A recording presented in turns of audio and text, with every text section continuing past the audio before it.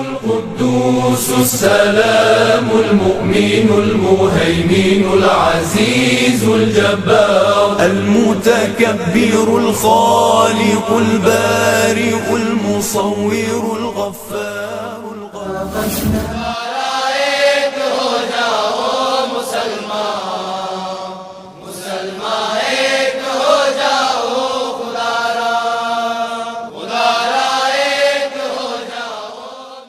مبارک ہو شہ ہر دو سرا تشریف لے آئے، مبارک ہو محمد مصطفیٰ تشریف لے آئے۔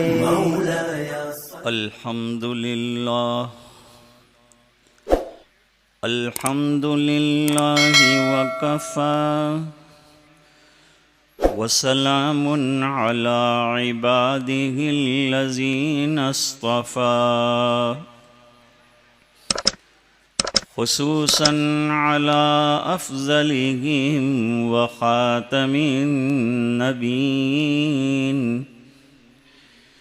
محمد الامین وعلى آلہ وصحبہ اجمعین،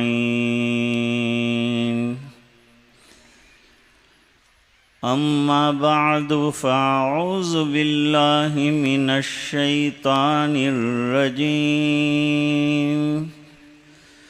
بسم اللہ الرحمن الرحیم،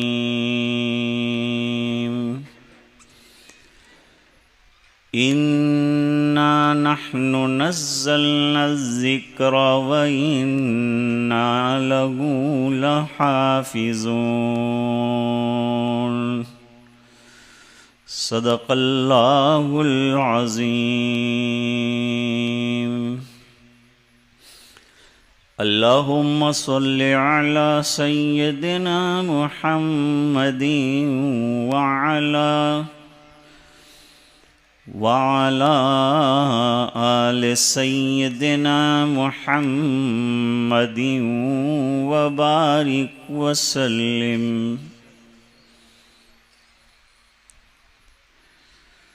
بزرگوں اور دینی بھائیوں،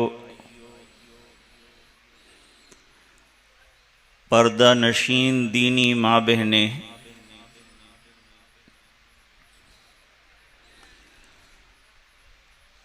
ایک ایسے وقت میں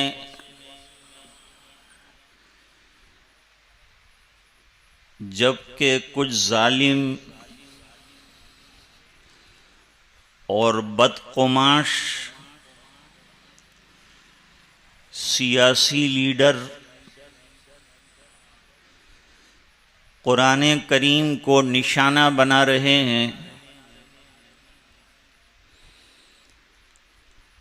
اور اس پاکیزہ کتاب پر کیچڑ اچھالنے کی ناپاک کوشش کر رہے ہیں،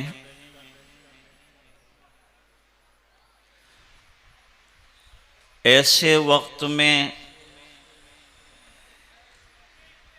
ایسے لوگوں کے منہ پر ایوب بھائی کے بیٹے حافظ اسماعیل صاحب نے ایک تماچا رسید کیا ہے۔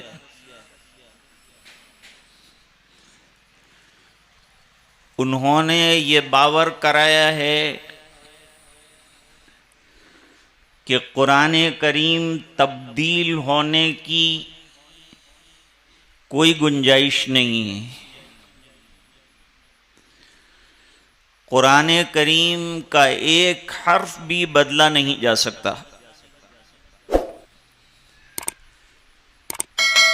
مختلف لوگ اپنی سیاسی روٹیاں پکانے کے لیے کبھی نبی کی ذات کو، کبھی قرآن کریم کو نشانہ بناتے ہیں۔ یہ سلسلہ 1400 سال سے چل رہا ہے۔ اور 1400 سال میں آج تک ایک پائی کا بھی نقصان نہیں کر سکے.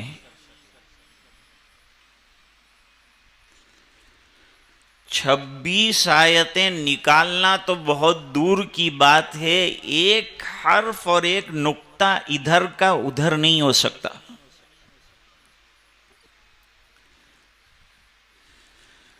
اگر میری کتاب میں کوئی چینج کرنے کے لیے کہے تو میں غور کر سکتا ہوں.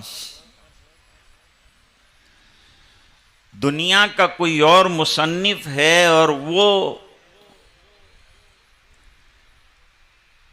کسی کی کتاب پر اعتراض کرنا چاہے تو اس میں تبدیلی کے امکان ہیں، لیکن یہ تو خیر الکلام کلام اللہ، یعنی اللہ کا کلام، اور اللہ نے فرمایا کہ میں نے اس کو اتارا ہے اور میں اس کی حفاظت کر رہا ہوں.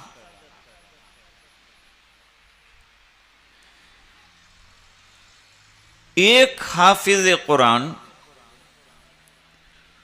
پورے علاقے کے اندر دین کی بہار پھیلا سکتا ہے. پورے علاقے میں قرآنی حکومت دوڑ جائے گی.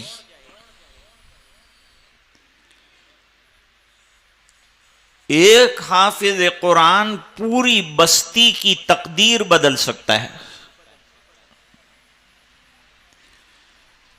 یہ اللہ کا بہت بڑا کرم ہے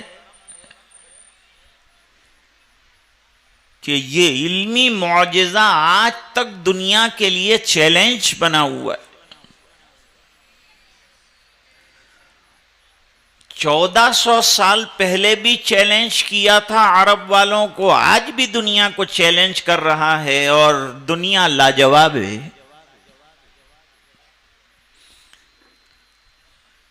اس کا کوئی جواب نہیں.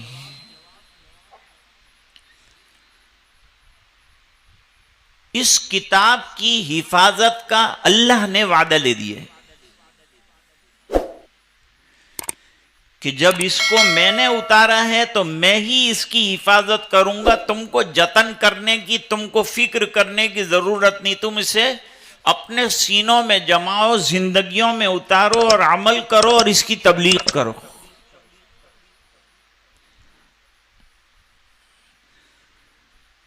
حضرت حکیم الاسلام رحمت اللہ علیہ فرماتے تھے کہ آج کا مسلمان اگر یہ چاہتا ہے کہ اس کی حفاظت ہو جائے اور دشمنان دین اس کے جہاز کو ڈبا نہ سکیں، تو اسے اپنے آپ کو اس کتاب سے وابستہ کرنا چاہیے کہ جس کی حفاظت اللہ کر رہے ہیں. جس سینے میں یہ قرآن کریم ہوگا اللہ اس کی بھی حفاظت کریں گے، اور جس زندگی کے اندر یہ کتاب ہوگی اللہ اس کی بھی حفاظت کریں گے. سیاسی حالات کی ہیرا پھیری ہوتی رہے گی اور یہ لوگ آئیں گے اور بدلتے جائیں گے اور اللہ تعالیٰ ان کو کیفر کردار تک پہنچاتے جائیں گے، اور 1400 سال سے جو قرآن ہے وہ ابھی تک ہے اور رہے گا.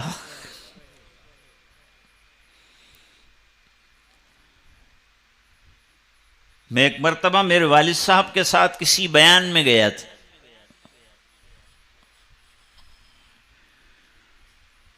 تو اس میں انہوں نے ایک واقعہ بیان فرمایا کہ ایک جزیرہ ہے، جزیرہ مالدیو. جزیرہ مالدیو میں بڑی تعداد کے اندر مسلمان ہیں. تو میرے والد صاحب نے سوال اٹھایا کہ جزیرہ مالدیو میں جانتے ہو کہ اسلام کیسے آیا؟ دین قبول کرانے کے بارے میں کوئی زبردستی نہیں ہے. لا اکراہ فی الدین، دین جس کو قبول کرنا ہے کھلے دل سے سوچ کر سمجھ کر غور کر کے قبول کرے. یہ دین سمجھنے والا دین ہے، اس کی ایک ایک بات عقل میں اور سمجھ میں آتی ہے.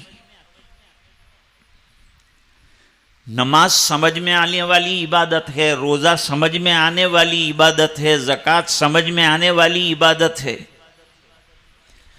اور جب ایک مرتبہ ایمان لے آئے تو پھر ماننے کی بات ہے، اس پر عمل کرنا ہے آنکھیں بند کر کے. اللہ تعالیٰ قرآن میں فرماتے ہیں قُلْ هَٰذِهِ سَبِيلِي أَدْعُو إِلَى اللَّهِ عَلَىٰ بَصِيرَةٍ أَنَا وَمَنِ اتَّبَعَنِي.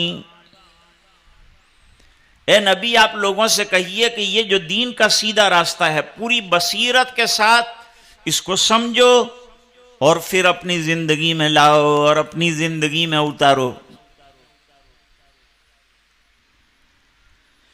وَالَّذِينَ إِذَا ذُكِّرُوا بِآيَاتِ رَبِّهِمْ لَمْ يَخِرُّوا عَلَيْهَا صُمًّا وَعُمْيَانًا.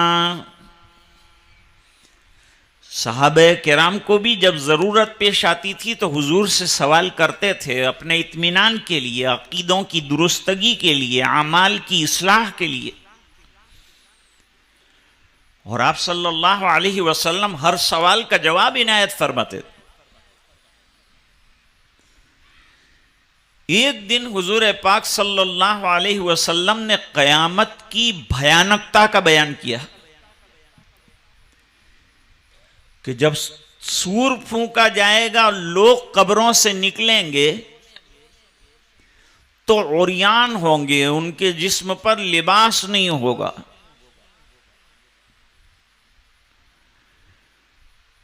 اور غیر مختون ہوں گے. حضرت عائشہ رضی اللہ تعالیٰ عنہ بھی سن رہی تھی. جیسے ہی حضور گھر پر تشریف لائے سوال کیا کہ حضور آج تو بڑی فکر کی بات آپ نے بیان فرمائی. ویسے نبی کی تو ہر بات فکر دلانے والی ہوتی ہے، عبرت دلانے والی ہوتی ہے. آپ صلی اللہ علیہ وسلم نے پوچھا وہ کیا بات؟ کہا آپ نے قیامت کا جو ہولناک منظر پیش کیا کہ حفاتن عراتن غرلا، اس طریقے سے اللہ کے دربار میں لوگ حاضر ہو رہے ہوں گے تو کپڑے نہیں ہوں گے، سطر کھلا ہوگا، مرد عورت کو دیکھے گا، عورت مرد کو دیکھے گی، تو کتنی بے حیائی کا منظر ہو جائے گا. حضور نے فرمایا کہ وہ اتنا روا روی کا عالم ہوگا کہ یہ پتہ ہی نہیں چلے گا کہ لباس پہنا ہے کہ نہیں پہنا ہے. مسئلے کو حل فرمایا. تو جب ضرورت پڑی ہے صحابہ کرام نے سوالات کیے ہیں اور عمل کی بنیادوں کو ہموار کیا ہے، تو دین کے قبول کرانے میں کسی کو زبردستی نہیں، دین پیش کریں گے، دین کی بات بتائیں گے، توحید کی بات بتائیں گے، شریعت کی بات بتائیں گے، رسالت کی بات بتائیں گے، قرآن کریم کی حقانیت کی بات بتائیں گے. ایک مرتبہ ہم لوگ ٹرین میں سفر کر رہے، ایک طرف ایک غیر مسلم بھائی بیٹھے تھے، دوسری طرف ایک کرسچن بھائی بیٹھے. دونوں نے تھوڑی دیر کے بعد ایک سوال اٹھایا. انہوں نے کہا کہ آپ مسلمان ہیں؟ میں نے کہا الحمدللہ اللہ کے فضل سے ہم ایمان والے ہیں، مسلمان ہیں. اس نے کہا آپ قرآن پڑھتے ہیں؟ میں نے کہا جی الحمدللہ پڑھتے ہی نہیں، ہم قرآن کریم کے حافظ بھی ہیں، جہاں سے چاہو آپ پڑھوا لو. تو کہا قرآن کریم 1400 سال پہلے والوں کے لیے تو اچھی کتاب تھی، لیکن ابھی جو لیٹسٹ ٹائم چل رہا ہے اس کے لیے یہ 1400 سال پرانی کتاب کیسے چلے گی؟ میں نے کہا 1400 سال پہلے بھی لوگ چاول کھاتے تھے، اب بھی کھا رہے ہیں، اور 1400 سال پہلے جو آفتاب روشنی دے رہا تھا وہی آفتاب ابھی بھی روشنی دے رہا ہے، اور 1400 سال پہلے جو چاند چمک رہا تھا اب بھی اسی شان کے ساتھ چمکتا ہے اور چمکتا رہے گا۔ لیکن آپ کرسچن ہیں، آپ ہندو ہیں، آپ کو اپنی گیتا کتنی یاد ہے؟ انہوں نے کہا کہ 2-4 شلوک یاد ہوں گے۔ ان سے میں نے پوچھا کہ آپ کو بائبل کتنی یاد ہے؟ انہوں نے کہا کہ 2-4 ڈائیلاگز یاد ہیں۔ میں نے کہا ایسا کیوں نہیں ہوتا کہ آپ کو گیتا کا ایک ایک حرف اور رامائن کا ایک ایک حرف یاد ہو؟ آپ کو ایسا کیوں نہیں ہوتا کہ بائبل کا ہر حرف یاد ہو؟ انہوں نے کہا کہ یہ امپاسبل ہے۔ میں نے کہا تمہاری کتاب سے بڑی ہماری کتاب ہے، 6666 ورزز آف قرآن کریم ہے، جو ہمارا 6 سال کا بچہ میمورائز کر لیتا ہے۔ کیوں؟ کہا تم ہی وجہ بتاؤ۔ میں نے کہا جس کتاب کو اللہ چلانا چاہتے ہیں وہ زبانوں پر بھی جاری کرتے ہیں، اور جسے چلانا نہیں چاہتے ہیں وہ زبان پہ بھی نہیں چلتی۔ اس بنا پر تمہیں کتاب یاد نہیں، اور ہمارے لاکھوں کی تعداد میں بچے ایسے ہیں جو 10 سال کی عمر کو بھی نہیں پہنچے ہیں اور انہیں پورا قرآن کریم یاد ہے۔ یہ معجزہ بتاتا ہے کہ دنیا کو قرآن کی ضرورت ہے۔ دنیا کو اس وقت ایٹم بم کی ضرورت نہیں ہے، راکٹ لانچرز اور میسائل کی ضرورت نہیں ہے، مسائل کو حل کرنے کے لیے قرآن کی ضرورت ہے۔ میں ایک بات کہا کرتا ہوں ہمیشہ، دنیا کی جو لوگوں کی لکھی ہوئی کتابیں ہیں وہ سال بڑھتے جاتے ہیں، پرانی ہوتی جاتی۔ ایسا لگتا ہے کہ اب اس کے مضامین کچھ کام کے نہیں رہے، پڑھنا کوئی فائدہ نہیں دے گا۔ لیکن قرآن کریم ایسی کتاب ہے کہ جیسے زمانہ آگے بڑھتا جا رہا ہے لوگوں کو اس کی ضرورت زیادہ محسوس ہوتی جا رہی ہے۔ دیکھو ایک چھوٹی مثال دوں، ایک لڑکی کو بس میں کچھ درندوں نے بدکاری کا نشانہ بنایا، لڑکی کا علاج بھی ہوا، لیکن وہ درندہ صفت لوگوں نے اس لڑکی کو بس سے باہر پھینک دیا۔ ایک عرصے تک علاج ہوا، وہ بیچاری دنیا سے چلی گئی۔ اس کے دل پر ایک داغ رہا کہ اتنے سب لوگوں نے مل کر میرے ساتھ بدکاری کی، میری عزت کے پرخچے اڑا دیے۔ تو اس زمانے میں دہلی کے اندر ہندو عورتوں نے ریلی نکالی، اور ریلی نکال کر باقاعدہ یہ اعلان کیا کہ اگر یہ دشکرم اور برے کام اور عصمت فروشیاں ختم کرنا چاہتے ہو تو قرآن کے قانون کو زندہ کرو، قرآن کریم کے احکام کو لاگو کرو، زنا کرے گا ہی نہیں کوئی۔ معلوم ہوا کہ قرآن کریم کی احکام کی آج شدید ضرورت ہے۔ اگر دنیا برائیوں کی طرف جا رہی ہے تو اچھائیاں لانے کے لیے قرآن کو لانا پڑے گا۔ تو دوسری کتابیں تو بوڑھی ہو رہی ہیں لیکن قرآن جوان ہو رہا ہے۔ زندگی آگے بڑھتی ہے تو لوگ بوڑھے ہوتے جاتے ہیں، قرآن کریم کی زندگی جیسے جیسے آگے بڑھتی جاتی ہے قرآن جوان ہوتا جا رہا ہے، اور اس کی جوانی نکھر رہی ہے، لوگ اس کو چاہ رہے ہیں۔ امریکہ کے ایک پادری نے جب قرآن کریم جلایا تو اس نے سمجھا تھا کہ اب لوگوں کے دلوں سے قرآن نکل جائے گا، اس کی عظمت نکل جائے گی، لیکن معاملہ اس کے بالکل برعکس ہوا۔ جس ملک میں یہ قرآن کریم جلایا گیا تھا اس ملک میں اس وقت سب سے زیادہ قرآن پڑھا جاتا ہے، اور قرآن کی تھیسیز جو ہیں یعنی اس کی تفسیر لوگ مطالعہ کر رہے ہیں اور پڑھ رہے ہیں. قرآن کی کھپت بڑھ گئی بند ہونے کے بجائے. مٹانے کا کام انسان کر سکتا ہے لیکن بچانے کا کام اللہ کر رہا ہے. وہ حفاظت کر رہا ہے تو کون مٹا سکتا ہے؟ جتنی محنت کریں گے اتنا رنگ قرآن کا چڑھتا جائے گا. تو جزیرے مالدیپ میں دین کیسے آیا ہے؟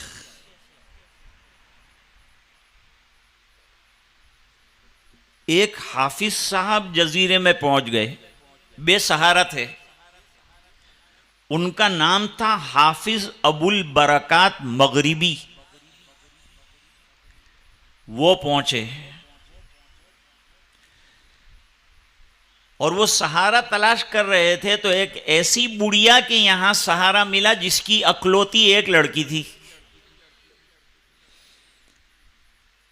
اب یہ اپنی نماز پڑھتے رہے، تلاوت کرتے رہے، روزانہ قرآن پڑھتے رہے، حفظ کیا تھا پورے قرآن کریم کے حافظ تھے. اب کوئی حالات نے اور گردش دورہ نے ان کو وہ جزیرے میں پہنچا دیا تھا.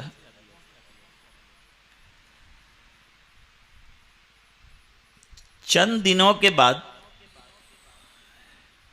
دیکھا کہ بڑھیا رو رہی ہیں. وہ بڑھیا کو اماں کہتے تھے. اماں کیوں رو رہی ہو؟ کوئی تکلیف آئی ہے، کوئی غم ہے، کوئی پریشانی ہے؟ اور اگر کوئی پریشانی ہے تو میں آپ کے گھر میں رہتا ہوں، میں آپ کا مددگار بنوں گا. مسلمان تو دوسرے مسلمان کا مددگار ہوتا ہے، ایک بھائی دوسرے بھائی کی مدد کرنے والا ہوتا ہے، اور غیر ہو اس کی بھی مدد کرو. حضرت اسماء رضی اللہ تعالی عنہ کی یہاں ان کی غیر مسلمہ والدہ آئی مدد طلب کرنے کے لیے کہ بیٹی میرے حالات بہت خراب ہیں، میری مدد کر. بیٹی نے کہا تو نے ایمان قبول نہیں کیا ہے، میں تیری مدد نہیں کر سکتی، میں پہلے نبی کو پوچھ کے آتی ہوں. حضرت عائشہ رضی اللہ تعالی عنہ کے یہاں پہنچی اور پہنچ کر حضور پاک صلی اللہ علیہ وسلم سے سوال کیا کہ میری مشرکہ ماں مدد طلب کرنے آئی ہے، میں کیا مدد کر سکتی ہوں؟ حضور پاک صلی اللہ علیہ وسلم نے فرمایا اس کا شرک اس کی جگہ، وہ تیری ماں ہے، خوب دل کھول کر مدد کر. اسلام کی تعلیم تو بڑی پیاری ہے.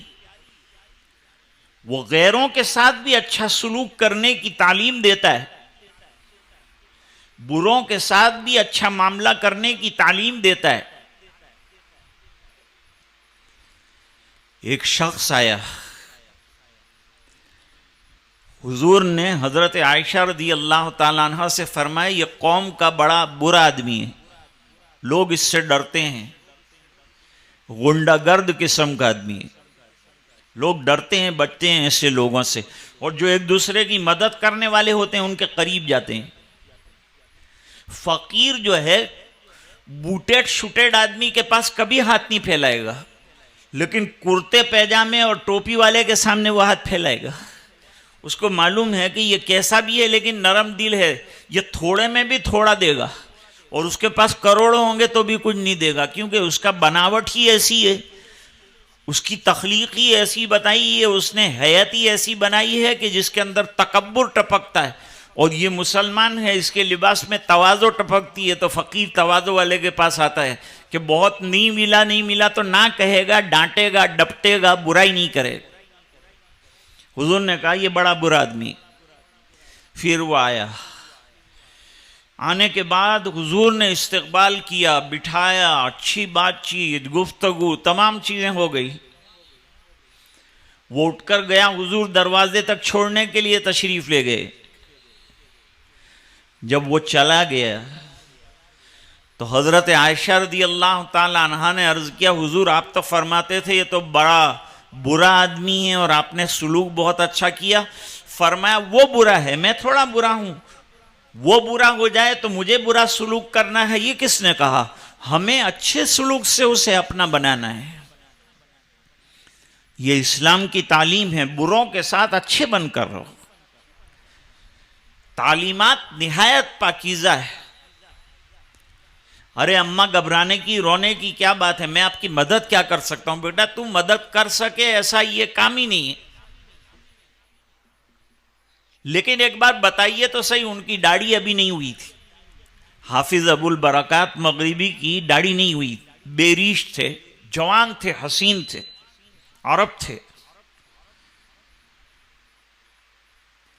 ماں نے بتایا کہ ہمارے یہاں ایک ندی بہتی ہے اور سال میں ایک مرتبہ ندی کے اوپر بلیدان کسی نوجوان لڑکی کا چڑھانا پڑتا ہے. یہ بلیدان چڑھانے کے لیے قرآن اندازی کی جاتی ہے بستی کے اندر, اور جس لڑکی کا نام نکل آئے اس لڑکی کو سجا کر رات کو ماں باپ کو تیار رکھنا پڑتا ہے. ایک سمندر کے کنارے پر مکان ہے بن, اس کو کھولتے ہیں اور لڑکی کو اندر دھکیل دیتے ہیں. صبح میں یہ بلی چڑھ جاتی ہے اس کی, اور اس کی لاش نکال لیتے ہیں. اب کے جو بلی کا نمبر آیا ہے وہ میری اکلوتی کا نمبر آیا ہے. اب آج کا دن یہ میری بیٹی کا اس گھر میں آخری دن ہے, اس لیے ہم لوگ رو رہے ہیں. بتاؤ تم کیا مدد کرو گے؟ ایمان والے کو اللہ کچھ نہ کچھ راستہ سجھا دیتے. بہت سوچنے کے بعد کہا کہ میں بے ریش ہوں, مجھے زنانہ لباس پہنا دو, زیورات پہنا دو,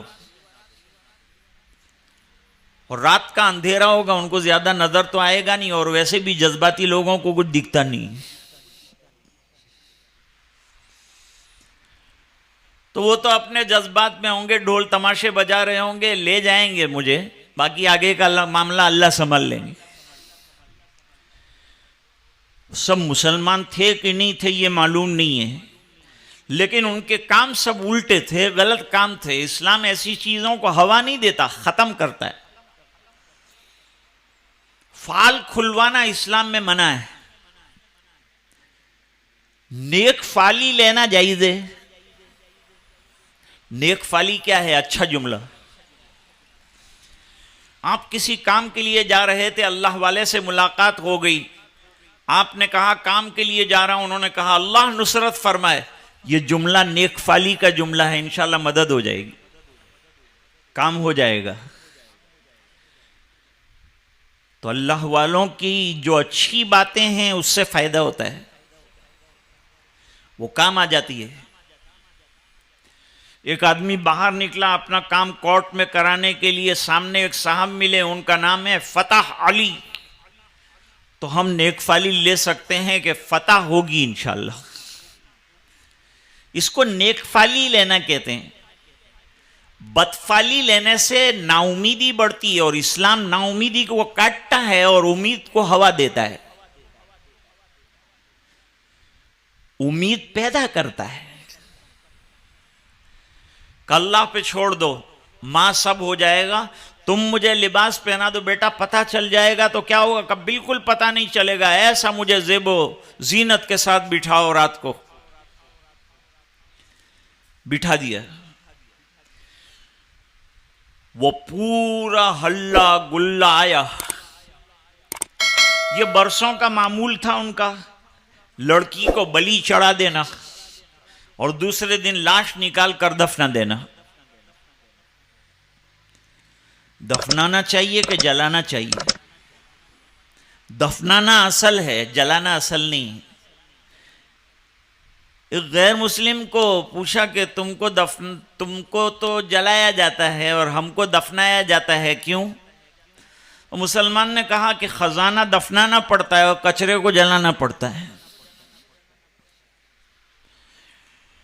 بہرحال ابو البرکات مغربی کو رات کو وہ پورا ٹولہ آیا اور ہنگامہ آرائی کرتے ہوئے لے جا کر وہ مکان کے اندر تالا کھولا اور ان کو اندر دھکیل دیا. اب ان کے پاس کیا تھا؟ ابن تیمیہ مرحوم کو حکومت نے جیل میں ڈال دیا، ان کی سب کتابیں چھین لی، ان کو مکان سے بے مکان کر دیا، بے سہارا کر دیا اور لے جا کر قید خانے میں ڈال دیا۔ تو ابن تیمیہ مرحوم نے کہا تم سوچتے ہو کہ مکان اور میرا وطن اور میرا گارڈن چھوڑا کر مجھے تم بے سہارا کر دو گے، لیکن میرے سینے میں تو پوری جنت یعنی قرآن کریم حفظ ہے، تو میں قید خانے میں بھی جنت کے اندر رہوں گا، کیونکہ میرے پاس قرآن کریم ہے، پڑھوں گا تو سب غم دور ہو جائیں گے، سب پریشانیاں دور ہو جائے گی۔ قرآن کریم تلاوت کرنے کی کتاب ہے، پڑھنے کی کتاب ہے۔ وہ تو سب چلے گئے، کل صبح میں بھائی تمہاری لاش اٹھائی جائے گی۔ رات ہوئی، انہوں نے ایک کپڑا بچھایا، وضو کیا، عشاء کی نماز ادا کی۔ نماز بڑی قیمتی نعمت ہے، بڑی قیمتی عبادت ہے۔ اب عبادتوں کا زمانہ اور تیزی کے ساتھ قریب آ رہا ہے، رمضان آ رہی ہے، اللہ ہماری تراویح کی سلامتی عطا فرمائے، اور قرآن کا مہینہ آ رہا ہے رمضان المبارک، اللہ تعالی ہمیں قرآن پڑھنے کی بھی توفیق عطا فرمائے۔ انہوں نے کپڑا بچھایا، وضو بنایا، نمازیں پڑھی، رات بھر تہجد میں لگ گئے۔ تہجد بڑی عجیب عبادت ہے۔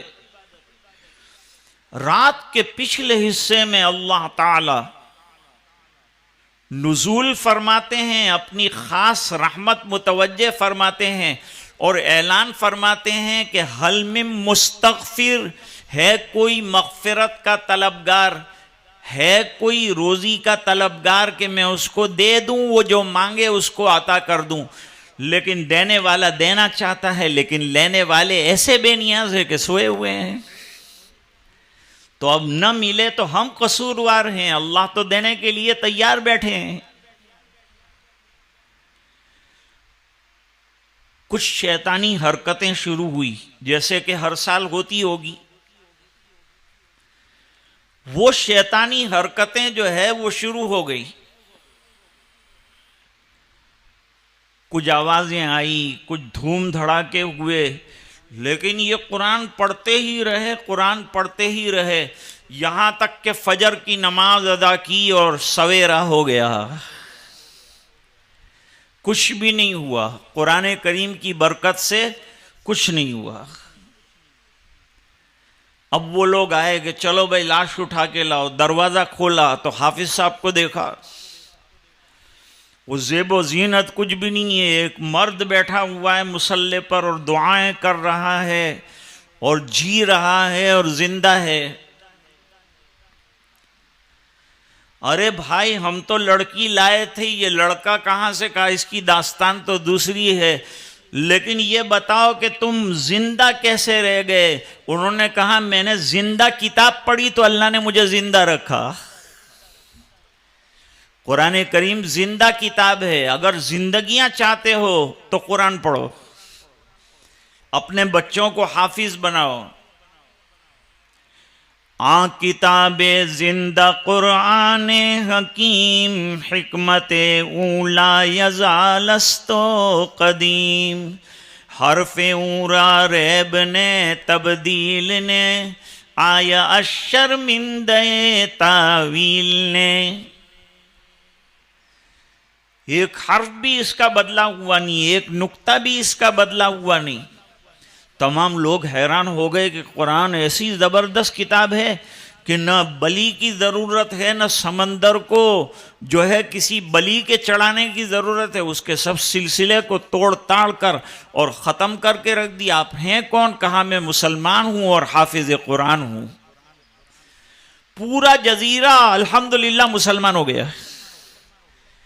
لیجئے ایک حافظ قرآن کی کرامت دیکھیے، ایک پوری بستی اور پورا جزیرہ جس کو دیکھو تو وہ حافظ صاحب کے ہاتھ پر دین قبول کر رہا ہے، وہ حافظ صاحب کے ہاتھ پر دین قبول کر رہا ہے۔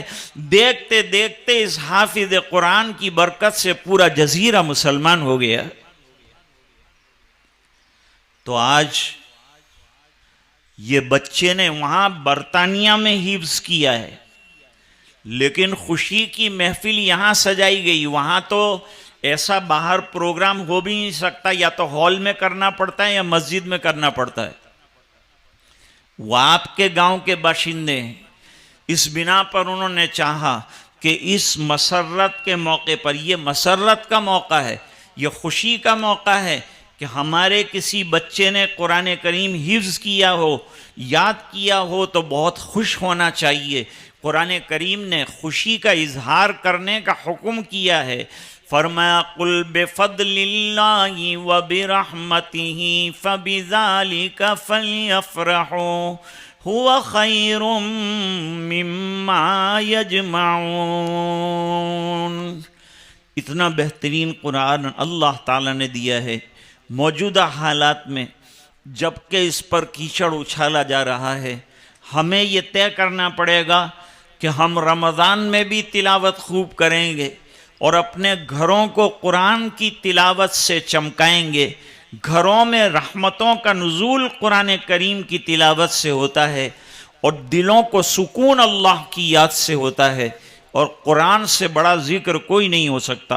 اللہ تعالیٰ قرآن میں فرماتے ہیں الا بذکر اللہ تطمئن القلوب،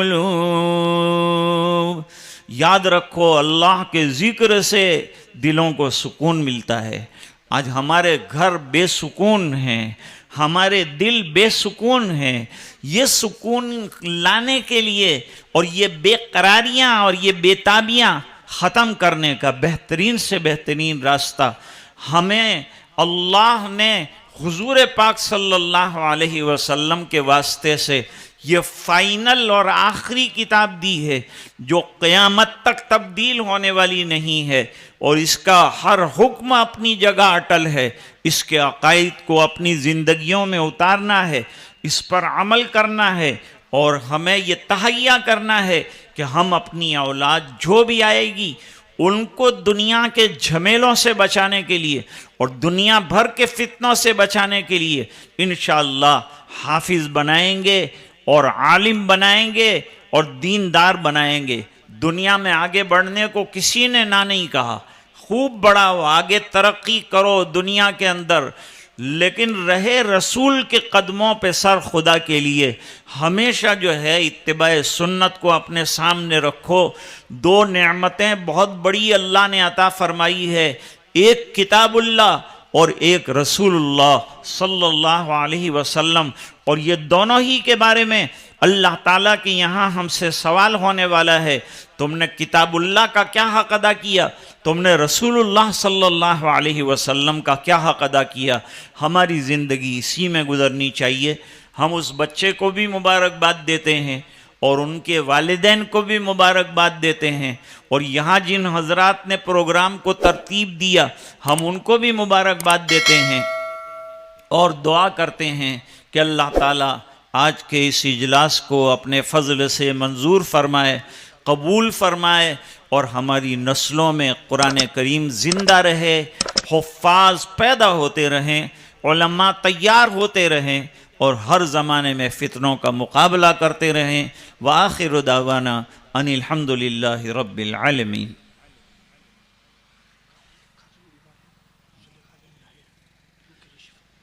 کوئی خاتون گاؤں میں بیمار ہیں ان کے لیے دعا فرمائے، اللہ شفا عطا فرمائے، اور جتنے بیمار ہیں ان کے لیے بھی دعا فرمائے، اللہ ان تمام کو بھی شفا عطا فرمائے۔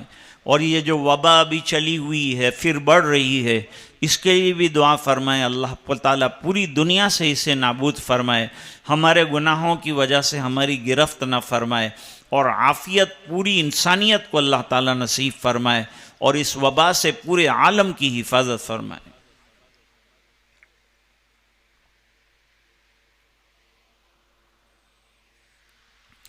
بسم اللہ الرحمن الرحیم۔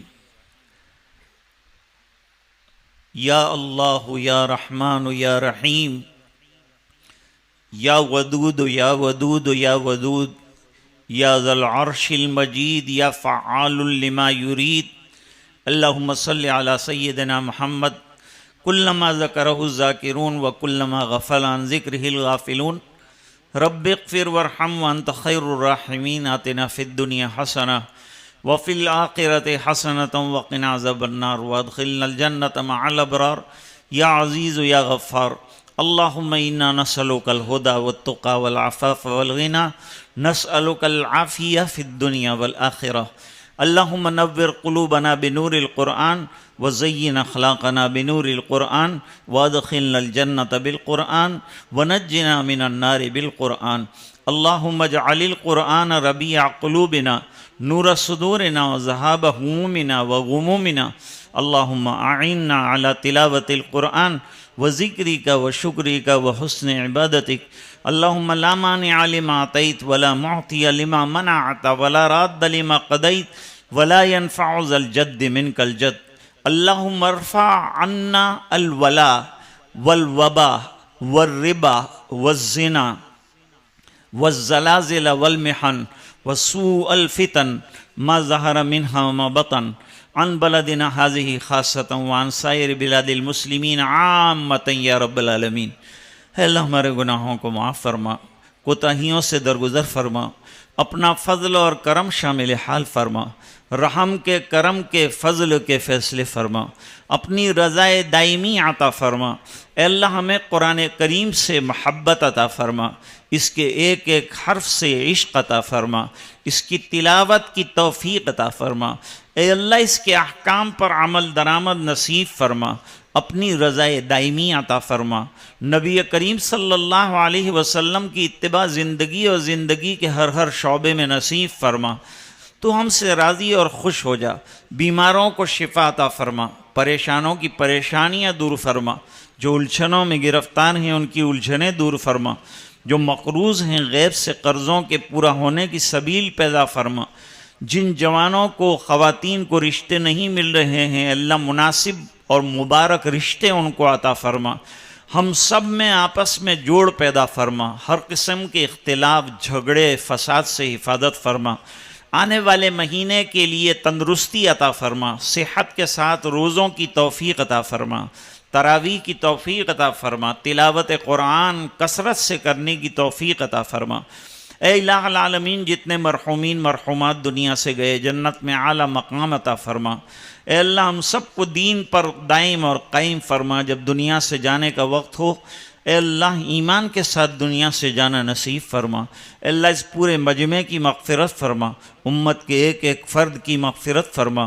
یہ دعائیں اپنے فضل و کرم حبیب پاک صلی اللہ علیہ وسلم کی برکت سے منظور فرما برحمتک یا ارحم الراحمین۔ میں مصافحہ نہیں کروں گا، حالات کے پیش نظر احتیاط یہ ہے کہ مصافحہ نہ کیا جائے۔ السلام مبارک ہو شہ ہر دو سرا تشریف لے آئے، مبارک ہو محمد مصطفیٰ تشریف لے آئے۔ مولایا صلی وسلم دائما ابدا علی حبیبک خیر